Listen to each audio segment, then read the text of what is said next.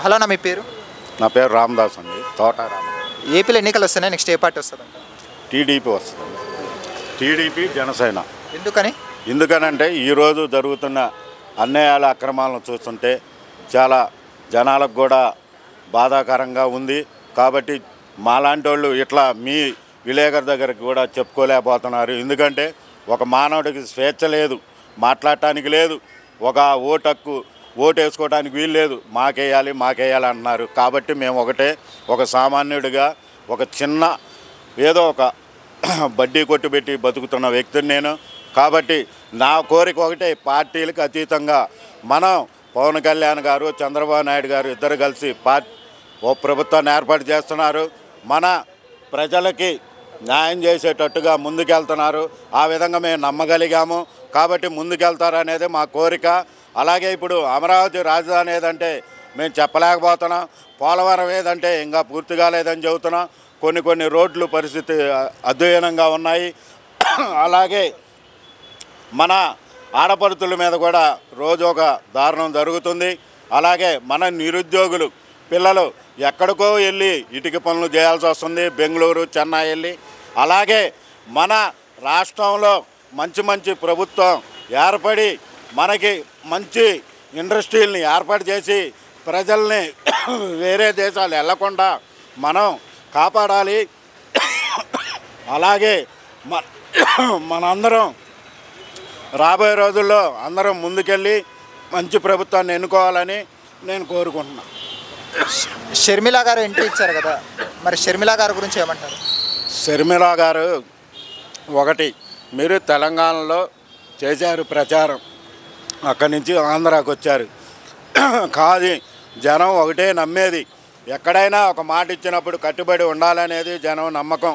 కాబట్టి మీ నాన్న మీద ప్రేమ వల్ల మీరు వచ్చారు. మళ్ళీ మీరు ఆంధ్ర అంటున్నారు, మీరు తెలంగాణ అంటున్నారు. మీరు ఒకటే తల్లి. నేను అనేది రాజశేఖర రెడ్డి గారు అంటే మాకు అభిమానం. ఎందుకంటే ఆ రోజుల్లో ఆరోగ్యశ్రీ చేశారు. కాబట్టి మాకు అభిమానం. పార్టీ ఏదైనా సరే మేము మీకు ఒకటే కోరుకుంటున్నాను, మీరు కూడా ఒక మంచి పని చేసి మీరు ఆ పార్టీ ఈ పార్టీ అనకుండా మీ నాన్నగారి పేరు నిలబెట్టాలని కోరుకుంటున్నాం. మరి ఈసారి పవన్ కళ్యాణ్ గారు గెలిచి అసెంబ్లీకి వెళ్తారంటారా? పక్కాగా వెళ్తారు సార్. ఈరోజు 3 పెళ్ళిళ్ళు అంటున్నారు. 3 పెళ్ళిళ్ళు అంటే అది సంసారం. ఆ సంసారం అనేది మీకు ఎలా తెలిసిద్ది? ఏదో ఒడిదుడుకులు ఉంటాయి. కాబట్టి ఇద్దరికి నచ్చలేదు కాబట్టి విడాకులు ఇచ్చారు. ఈరోజు విడాకులు ఇస్తే ఎంత కష్టం. వాళ్ళు ఇచ్చిన భరణం, వాళ్ళు ఇచ్చిన డబ్బులు కాకుండా డబల్ ఇచ్చి వాళ్ళని ఏ రోజు కూడా రోడ్డు మీదకి తీసుకురాకుండా ఒక మంచి పని చేసిన వ్యక్తి 3 పెళ్ళిళ్ళు అంటున్నారు. 3 పెళ్ళిళ్ళు అంటే అది ఒక సంసారం. ఇది మీరు అనకూడదు. ఎందుకంటే మీరు పరిపాలన ముందుకు పోండి, రాజకీయ వ్యక్తిగా ముందుకు ఎదుర్కోండి. అంతేగానే 3 పెళ్ళిళ్ళని అతన్ని హింసించొద్దు, అతన్ని ప్రస్తావించొద్దు అనే నా కోరిక. థ్యాంక్స్ అన్న. హలో అన్న, మీ పేరు? శ్రావణ్ నా పేరు. ఏపీలో ఎలక్షన్స్ వస్తున్నాయి సార్, ఏ పార్టీ అధికారంలోకి వస్తుందన్న? ఆబ్వియస్లీ ఈరోజు ఏపీలో ఎలక్షన్ అంతే ఇండియా మొత్తం తెలుసుకుంటుంది. ఎందుకంటే ఎన్డీఏలో భాగస్వామ్యం అవుతుంది తెలుగుదేశం పార్టీ. ఈసారి ఏపీలో 153, రాత్రి నిన్న లేటెస్ట్ సర్వే వచ్చింది, 153తో తెలుగుదేశం పార్టీ, జనసేన, బీజేపీ 3 కలిపి ప్రభుత్వాన్ని ఏర్పాటు చేయబోతున్నాయి. అంటే వీళ్ళు ముగ్గురు కలవడానికి కారణం ఏంటి? సింగిల్గా ఎందుకు పోటీ చేయలేకపోతున్నారు? అంటే జగన్మోహన్ రెడ్డి గారికి భయపడినారా? భయం అనేది బేసిక్గా మా బయోడేటా అంటే తెలుగుదేశం కానీ జనసేన కానీ మోడీ వాళ్ళ బ్లడ్లోనే భయం అనేది లేదు. కొత్తగా ఏంటంటే ఒక ధృతరాష్ట్రుడిని, రాక్షసుడిని మనం పంపించాలంటే, గద్దె దించాలంటే ఉన్న శక్తులన్నీ కలిసి పంపించడమే బాధ్యతగా కోరుకుంటున్నారు. కాబట్టి ముగ్గురుగా వెళ్తున్నారు. భయం అనేది అసలు లేదు. వాళ్ళు సింగిల్గా చంద్రబాబు సొంతంగా వెళ్ళినా గెలుస్తాడు, పవన్ కళ్యాణ్ సొంతంగా వెళ్ళినా గెలుస్తాడు. అందుకే ఏ అవకాశాన్ని కూడా మిస్ అవ్వకుండా 3 కలిసి పోటీ చేస్తున్నారు, ముగ్గురు కలిసి. జగన్ గారి పరిపాలన 5 years చూసారు కదా, ఎలా అనిపించింది? అంటే 5 years నేను అనుకోవటం ఏంటంటే 2019 నుంచి 2024 ఒక పీడకలుగా భావిస్తున్నాను. ఎందుకంటే ఎటువంటి అభివృద్ధి నోచుకోలేదు. అన్ని స్కాములు, దోచుకోవడానికి, వాళ్ళు గవర్నమెంట్ ఫామ్ చేసిందే దోచుకోవటానికి అనేది తెలిసిపోయింది. టీడీపీ వాళ్ళు కావాలని దుష్ప్రచారం చేస్తున్నారు సోషల్ మీడియాలో అంటున్నారు. టీడీపీ వాళ్ళు సోషల్ మీడియాలో దుష్ప్రచారం చేయడానికి ఆడేముంది? నువ్వు ఏం చేసావు? మహా అయితే ఇసుక దోచుకున్నావు, ఎన్టీఆర్ గారి పేరు మార్చావు, అక్రమంగా మద్యపాన నిషేధం అన్నావు, పింఛన్ పెంచుతా అన్నావు అంటే పింఛన్ నువ్వేం పెంచుతానన్నావు, ఈసారి వచ్చి పెంచుతా పోతున్నావు. నువ్వు చేసిన ప్రతిదీ కూడా స్కామ్ తోటి కూర్చుకుంది. కాబట్టి ఆ సోషల్ మీడియాలో టీడీపీ చేయాల్సిన ప్రభుత్వం లేదు. మీ ప్రజలే, మీ వైసీపీ ఓటర్సే ఈ రోజున, కాకపోతే నీ ముందు భయపడిపోయారు. రేపు ఎలక్షన్లో గట్టి మెజార్టీతో నీకు మీ ప్రజలే బుద్ధి చెప్తున్నారు. షర్మిల గారు అన్నకు ఆపోజిట్ వచ్చారు కదా, నిజంగానే అన్నకు ఆపోజిట్ వచ్చారా లేకుంటే అన్న చెల్లెల స్ట్రాటజీ అనుకోవచ్చు? అంటే నిజంగానే సొంత ఇంట్లోనే బేసిక్గా చూసుకుంటే 2018లో బాబాని చంపేసి తన అనుచరులను కాపాడడానికి అవినాష్ రెడ్డిని పక్కనే పెట్టుకున్నాడు. తన సొంత చెల్లికి ఆస్తిలో వాటా ఇవ్వాల్సి వచ్చిందని చెల్లిని బయటకు పంపించేశాడు. బ్రదర్ అనిల్ కుమార్ మీద కేసులు పెట్టడం జరుగుతుంది. సో సొంతంగా అయితే మనం పోరాడలేము, అందుకు ఏదో ఒక పార్టీ స్టాండ్ కావాలని చెప్పి కాంగ్రెస్తో కలిసి, ఎందుకంటే రాజశేఖర రెడ్డి గారి కల కూడా కాంగ్రెస్ తోటే ఉండింది. రాహుల్ గాంధీని పీఎం చేయడానికి కూడా ఒక అంచనా భాగంగా షర్మిల గారు కాంగ్రెస్లోకి వెళ్ళారు. చంద్రబాబు నాయుడు గారు తెలంగాణలో కాంగ్రెస్ పార్టీకి సపోర్ట్ చేశారు కదా, ఇక్కడ షర్మిల గారు కూడా కానీ ఏమైనా చంద్రబాబు నాయుడుతో ఎండ్ ఆఫ్ ది డే పొత్తు పెట్టుకునే అవకాశం ఉందా ఫైనల్గా? అంటే ఇక్కడ మీరు రాంగ్ స్టేట్మెంట్ అండి. ఎందుకంటే తెలంగాణలో తెలుగుదేశం పార్టీ కాంగ్రెస్తో పొత్తు లేదు. కానీ సపోర్ట్ కూడా ఇవ్వాల. ఎక్కడా కూడా మా అధిష్టానం జాతీయ అధ్యక్షుడు కానీ, స్టేట్ ప్రెసిడెంట్ కానీ, ఇక్కడున్న స్టేట్ ప్రెసిడెంట్ కానీ, ప్రధాన కార్యదర్శి కానీ ఎవరు కూడా అఫీషియల్గా మేము పొత్తుందని చెప్పాలా, సపోర్ట్ ఉందని చెప్పాలా. మీరు స్వచ్ఛందంగా ఎవరు నమ్మకం అసలు ఏ స్టేట్మెంట్ ఇవ్వకుండానే ప్రజలే స్వచ్ఛందంగా తెలుగుదేశం పార్టీ వాళ్ళు కాంగ్రెస్కి సపోర్ట్ చేశారు అంతే. అంటే ఈసారి పవన్ కళ్యాణ్ గారు అసెంబ్లీకి అంటే వెళ్తారా వెళ్ళారా ఎమ్మెల్యేగా కలిసి? అబ్సల్యూట్లీ నాకు తెలిసి ఇప్పుడు ఏపీలో ఎక్కువ మెజార్టీతో పవన్ కళ్యాణ్ గారు అసెంబ్లీలో అడుగుపెట్టబోతున్నారు ఫస్ట్ టైము. మేము కూడా తెలుగుదేశం పార్టీ వాళ్ళు బాగా చక్కగా అతనికి సపోర్ట్ చేస్తున్నాం, అతను మాకు సపోర్ట్ చేస్తున్నాం. ఈసారి ఐ థింక్ 1 lakh మెజార్టీతో అసెంబ్లీలో అడుగుపెట్టబోతున్నారు. నారా లోకేష్ గారు మరి మంగళగిరి నుంచి. నారా లోకేష్ గారు ఆబ్వియస్లీ నిన్నటి వరకు 30,000 మెజార్టీ అన్నారు. ఇప్పుడు కండ్ర కమల కూతుర్ని తీసుకొచ్చారు కాబట్టి 50,000 మెజార్టీతో బయటికి అసెంబ్లీలో అడుగు పెడుతున్నారు. ఓవరాల్గా ఇప్పుడు రాబోయే ఎన్నికల్లో టీడీపీ జనసేన పొత్తు విజయం సాధిస్తుంది అంటారు? ఆబ్వియస్లీ ఆలోచించాలి అవసరం 153 సీట్లతో విజయం సాధిస్తుంది. Okay, thanks. హలో, నా మీ పేరు? నా పేరు గంగాధర్. ఏపీలో ఎన్ని ఎలక్షన్స్ వస్తున్నాయి కదా, ఇప్పుడు ఏ పార్టీ అధికారంలోకి వస్తుంది అనుకుంటున్నారు? జగన్ పార్టీ. జగన్ ఎందుకు జగన్ వస్తారు అనుకుంటున్నారు? అభివృద్ధి చేస్తుండు కదా.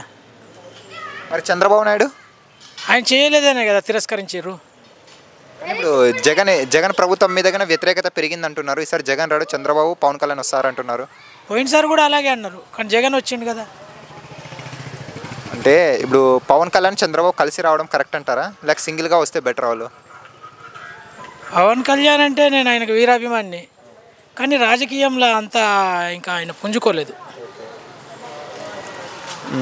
ఒకవేళ చంద్రబాబు నాయుడు గానే విజయం సాధించాడు అనుకోండి, జగన్మోహన్ రెడ్డి గారిని కానీ మరీ జైలుకి పంపించే అవకాశం ఏమైనా ఉందా? అలాంటిది ఏమి ఉండదు. అంటే జగన్మోహన్ రెడ్డి చంద్రబాబు నాయుడు జైలుకి పంపించారంటున్నారు కదా. అలాగైతే జగన్మోహన్ రెడ్డి కూడా జైలుకి పోయింది కదా, మరి ఈయనే పంపించిండా చంద్రబాబు? సంక్షేమ పథకాలు ఇస్తున్నాడు కదా జగన్మోహన్ రెడ్డి, అవన్నీ కరెక్ట్ కాదు, ఇవ్వకూడదు అంటున్నారు. మీరేమంటారు? చంద్రబాబు కూడా ఇచ్చిండు కదా, ఆయన ఇచ్చిండనే ఈయన ఇస్తున్నాడు. అంటే సంక్షేమ పథకాలు ఇవ్వడం వల్ల ప్రజలు సోమరులు అవుతున్నారు, పని చేయట్లేదు ఏమి. అలాగే నిత్యావసర వస్తువుల మీద కానీ రేట్లు అన్నీ పెరిగిపోతున్నాయి అంటున్నారు. అది సెంట్రల్లో మన ఒక్క రాష్ట్రంలో పెరగట్లేదు కదా, ప్రతి చోట ప్రతి రాష్ట్రంలో పెరుగుతుంది. ఒక విషయం అయితే జగన్ గారు ఒక తప్పు చేశారు, ఏంటంటే మద్యపాన నిషేధం చేస్తామన్నట్టు చేయలేదు. ఆ ఉన్న లిక్కర్లు కూడా తీసేసి వాళ్ళ బ్రాండ్ అమ్ముతున్నారు, అదైతే కరెక్ట్ కాదు. అలాగే జగన్మోహన్ రెడ్డి గారు కానీ క్యాంటీన్ ఇంతకుముందు చంద్రబాబు నాయుడు అన్నా క్యాంటీన్ అని పెట్టారు, జగన్మోహన్ రెడ్డి గారు అధికారంలోకి రాగానే తీసేశారు. ఎంతవరకు కరెక్ట్ అంటారు? అంటే 5 రూపాయల భోజనం తీసేయడం పట్ల మీరు ఏమంటారు? అదైతే అసంతృప్తినే కలిగిస్తుంది, ఎవరైనా ప్రజలమే కదా. పవన్ కళ్యాణ్ గారి గురించి ఏమంటారు? Hero, super hero. రాజకీయాలకు పనికి వస్తాడా పనికిరాడా పవన్ కళ్యాణ్? పనికిరాడు, ఆవేశం తగ్గించుకోవాలి. ఊగిపోతే చెప్పాలనుకునే చెప్పాలి, స్పష్టంగా నమ్మకం కలిగించాలి. ఆయన గెలిచి అసెంబ్లీలో ఏదన్నా కరెక్ట్ గట్టిగా నిల్చొని ప్రజల పక్షాన ఏదైనా సాధిస్తే అప్పుడు ఆలోచిస్తారు ప్రజలు. సింగిల్గా వస్తే బెటర్ అంటారు చంద్రబాబు నాయుడుతో పొత్తు పెట్టుకోకుండా? అనవసరం కదా అది. ఇప్పుడు షర్మిల గారు కానీ వచ్చారు కాంగ్రెస్ పార్టీ తరఫున, అన్నకి పోటీగా వచ్చారు. ఎంతవరకు కాంగ్రెస్ పార్టీ విజయం సాధించే అవకాశం ఉంది? ఆమె తెలంగాణలో కూడా తిరిగి మళ్ళీ ఆంధ్రాకి వెళ్ళింది, ఇక్కడ పోటీ చేస్తాననేది. ఒక్క సీటు కూడా పోటీ చేయలేదు, ఆ పార్టీనే కాంగ్రెస్లో కలిపేసింది. ఇప్పుడు మళ్ళీ అక్కడికి వెళ్ళి కాంగ్రెస్ పార్టీ పగ్గాలు చేపట్టింది. ఆల్రెడీ తరిమి కొట్టారు కదా ఆంధ్రాలో కాంగ్రెస్ పార్టీని, ఇంకా రాదు ఎవరు వచ్చినా. షర్మిల అయితే విజయం సాధించారు? లేదు. పవన్ కళ్యాణ్ గారు ఈసారి గెలిచి ఎమ్మెల్యేగా ఏమన్నా అసెంబ్లీకి వెళ్తారా? వెళ్తాడు, ఈసారి అయితే కంపల్సరీ అసెంబ్లీకి వెళ్తాడు. వెళ్తే ఆయన ప్రతిపక్షంలో ఉంటాడు, నాకైతే కంపల్సరీ తెలుసు. ప్రతిపక్ష నాయకుడిగా కరెక్ట్ పాత్ర పోషిస్తే నెక్స్ట్ సీఎం పవన్ కళ్యాణే. కానీ ఈసారి ఒక్క నిమిషం లాస్ట్ జగన్మోహన్ రెడ్డి గారు 175కి 175 గెలుస్తామంటున్నారు. అలా గెలిచడం సాధ్యం అవుతుందా? 175కి 175 120 రావచ్చు నా అంచనా ప్రకారం. మీరే వస్తారు మళ్ళీ ఇంటర్వ్యూ చేస్తారు నన్ను. 120 175కి 150 కష్టం. రావు 120 వస్తుంది, అధికారంలోకి వస్తాడు Jaganmohan Reddy. Okay thank you. Hello, నా మీ పేరు? నా పేరు గుంట కోటిరెడ్డి అండి. మాది పల్నాడు జిల్లా దాచపల్లి మండలం శ్రీనగర్ విలేజ్ గ్రామం అండి. ఓకే చాలా. ఇప్పుడు ఏపీలో ఎలక్షన్స్ వస్తున్నాయి కదా, ఏ పార్టీ అధికారంలోకి వచ్చే అవకాశం కనిపిస్తుంది? ఏ పార్టీ ఉందండి? 2014లో ఆంధ్రప్రదేశ్ తెలంగాణ విడిపోయిన సందర్భంగా ఆంధ్రప్రదేశ్లో ఎటువంటి పరిశ్రమలు లేవు, డెవలప్మెంట్ లేదు. ప్రత్యేక హోదా అన్నారు, ప్రత్యేక హోదా లేదు. ఇప్పుడు ఉన్న పరిస్థితుల్లో ఏపీలో అరాచక పాలన జరుగుతున్నది. మేము కూడా 2014 నుంచి 2019 వరకు అక్కడే ఉన్నాం ఆంధ్రప్రదేశ్లో. 2019 తర్వాత జీవనోపాధి కోసం మేము ఇక్కడ హైదరాబాద్లో వచ్చి బేరంగూడ ఏరియాలో నివాసం ఉంటున్నాం అండి. అంటే 5 ఏళ్ళలో జగన్ గారి పరిపాలన అస్సలు బాగాలేదంటారా? పరిపాలన అంటూ ఏమీ లేదండి, అభివృద్ధి లేదు. ప్రజలకి డబ్బులు వేసి ఓట్ల ప్రభావాల కోసమే కానీ అభివృద్ధి లేదు, డెవలప్మెంట్ లేదు. ఇప్పుడు ఉదాహరణకి పోలవరం ఉందండి ఏపీలో ప్రాజెక్టు. మన ప్రాజెక్టులు కూడా రైతు బాగుండాలంటే ప్రాజెక్టులు ఉండాలి. ఉదాహరణకి పోలవరం అప్పట్లో 70% పూర్తయింది చంద్రబాబు గారి హయాంలో 2014 నుంచి 19 వరకు. ఇప్పటి వరకు 2000 మనకి అప్పట్లో జగన్ గవర్నమెంట్ ప్రభుత్వం ఏర్పడినాక మా నీటిపారుదల శాఖ మంత్రి గారు 2021కి కంప్లీట్ చేస్తామని చెప్పడం జరిగింది. అదేమీ జరగలేదు. పైపాగా ఇవాళ ఉదాహరణకి ఆంధ్రప్రదేశ్లో ఉన్నటువంటి నాగార్జున సాగర్ ప్రాజెక్టు కావచ్చు, శ్రీశైలం కావచ్చు, ఈ సంవత్సరం ఎటువంటి స్టోరేజ్ కాలేదు. కర్ణాటకలో ఆలమట్టి ప్రాజెక్టు కూడా స్టోరేజ్ కాల. ఉమ్మడి నల్గొండ జిల్లా కానీ ఆంధ్రప్రదేశ్ కానీ కృష్ణా డెల్టా కానీ మాగాళ్ళు పండే పరిస్థితి లేదు. ఇవాళ రైసుకు కూడా విపరీతమైన రేటు పెరగడానికి కారణం ప్రాజెక్టులు లేకపోయి, స్టోరేజీ లేకపోయి, ప్రాజెక్టులు కట్టకపోవడం వల్లే ఇలాంటి పరిస్థితి ఏర్పడింది. ఏదైనా సరే డెవలప్మెంట్ చేసే ప్రభుత్వం కావాలి. ప్రజలకి సంక్షేమ పథకాలు కాదు, రాష్ట్ర డెవలప్మెంటు. ఏపీ విడిపోయినాక ఏపీకి ఒక రాజధాని అమరావతి అని అప్పుడు తెలుగుదేశం గవర్నమెంటు, ప్రతిపక్ష పార్టీ జగన్ పార్టీ కూడా అసెంబ్లీలో ఆమోదించడం జరిగింది. ఇవాళ వచ్చేసి రాష్ట్రం 3 రాజధానులు అన్నావు. ఓకే, రాష్ట్రం 3 రాజధానులే డెవలప్ చేయండి, చేసి ప్రజలకి డెవలప్మెంట్ చేయండి. ఉదాహరణకి ఏపీలో ఉన్న ప్రజలందరూ కూడా చెన్నై, బెంగళూరు, హైదరాబాదు ఎటో ఒకటి వెళ్ళి జాబ్ చూసుకునే పరిస్థితి. ఏపీకి కృష్ణా పోర్టు తప్పితే ఇన్కమ్ వచ్చే స్టోరేజీ ఏమున్నదో చూపిమనండి. అది జగన్ ప్రభుత్వాన్ని మేము కించపరిచే అంటల్లా. ఓట్ల కోసం సంక్షేమ పథకాలు తప్పితే డెవలప్మెంటు ఉదాహరణకి మేమేం అంటలా, వ్యక్తిగతంగా అంటలా. డెవలప్మెంట్ కావాలి. ఏం చేస్తున్నాడు? ఎస్సీ ఎస్టీ బీసీలకి ఆడవాళ్ళకి 45 సంవత్సరాలు దాటితే 18,000 అన్నాం. ఓసీల్లో పేదోళ్ళు ఉన్నారు. అది బ్రాహ్మణ్స్ కానీ, ఆర్యవైశ్య కానీ, రెడ్డిస్ కానీ, కమ్మాస్ కానీ అన్ని కులాల్లో ఉన్నారు.